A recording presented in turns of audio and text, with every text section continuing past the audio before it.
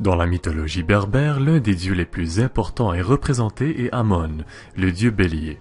Il fait partie avec d'autres dieux comme Anzar et Ayur du panthéon principal des divinités berbères.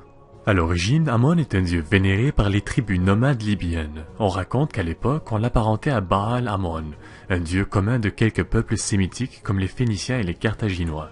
C'est un dieu associé entre autres à la fertilité, à l'eau et à la végétation. Ce n'est que plus tard que le culte d'Amon se verra approprié par les Égyptiens qui, eux, l'associaient à leur dieu suprême, Amun-Ra. Et c'est dans l'oasis de Siwa que l'on retrouve l'oracle dédié au dieu ainsi que le temple où il était vénéré. À partir de là, l'influence et le mythe entourant le dieu bélier prit de l'ampleur et se propagea un peu partout dans le bassin méditerranéen. C'est ainsi que le culte d'Amon se vit même approprié à un certain point par les Grecs qui l'associèrent à leur dieu tout-puissant, Zeus. Donnant ainsi naissance à Zeus Amon, un dieu qui était souvent représenté avec un visage humain très similaire à Zeus, mais avec 2 cornes de bélier supplémentaires. Amon avait 2 temples dédiés en son honneur en Grèce. L'un d'eux se situait à Thèbes et l'autre était supposément à Sparte. Et la réputation du dieu bélier en Grèce attira plusieurs érudits et poètes. L'un des poètes lyriques les plus célèbres de l'époque, Pindare, lui voit même une hymne en son honneur. La réputation de ce dieu unique, Amon-Zeus, finira par piquer la curiosité d'Alexandre le Grand. Après sa victoire contre les Perses dans la bataille d'Issos, celui-ci se dirigea vers l'Égypte, et c'est là, dans l'oasis de Siwa, qu'il trouva l'oracle d'Amon. C'est là également que le grand prêtre du temple à Siwa accueilla le général macédonien comme étant le fils d'Amon. À partir de ce moment-là, Alexandre le Grand vénéra le dieu bélier et déclara officiellement qu'il était bel et bien le fils d'Amon, de Zeus Amon pour être plus précis, faisant de lui par conséquent un demi-dieu. On raconte que dans certaines occasions, il se montrait même en public avec 2 cornes de bélier, rendant ainsi hommage à son père divin. Certaines pièces de monnaie de l'époque, à l'effigie d'Alexandre le Grand, montraient également le roi macédonien avec des cornes de bélier. On sait déjà que plusieurs dieux berbères ont été à l'époque partagés entre plusieurs autres civilisations, plus particulièrement chez les Phéniciens, les Libyens et bien sûr les Égyptiens. Ce qui fait d'Amon le dieu commun le plus remarquable, c'est son influence non seulement chez les Berbères, mais également dans la plupart des grandes civilisations qui entourent la Méditerranée. Aujourd'hui encore, le culte du bélier est très présent chez les Berbères. Depuis des milliers d'années, le culte entourant Amon a évolué sans cesse.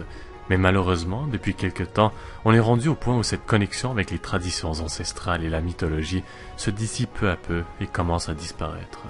Mais ne perdons pas espoir. Ce qui est intéressant avec la mythologie, c'est que tant et aussi longtemps qu'on s'y intéresse de près ou de loin, elle ne cessera jamais d'exister complètement.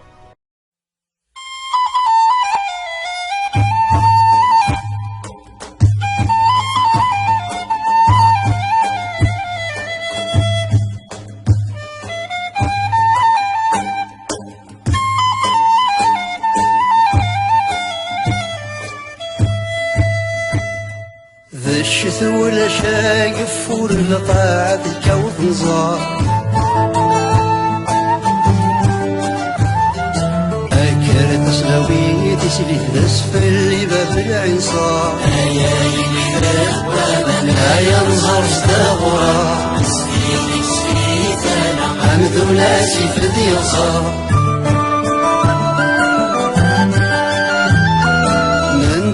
سكر داما سوضيتنا لما ضزار من دهي سكر داما سوضيتنا لما ضزار هذا المشهر تدري مقدور رفدي زوار هيا الميلاد ومن هيا نصر استغرى استيني سكيت لما مدولاسي في الديصار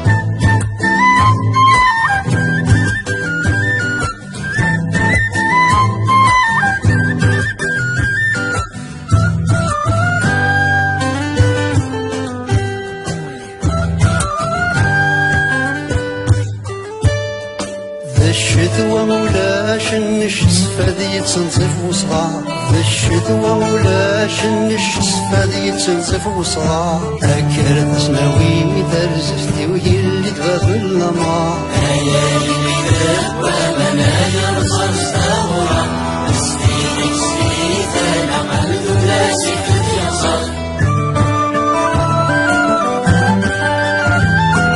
من دهي سكر داما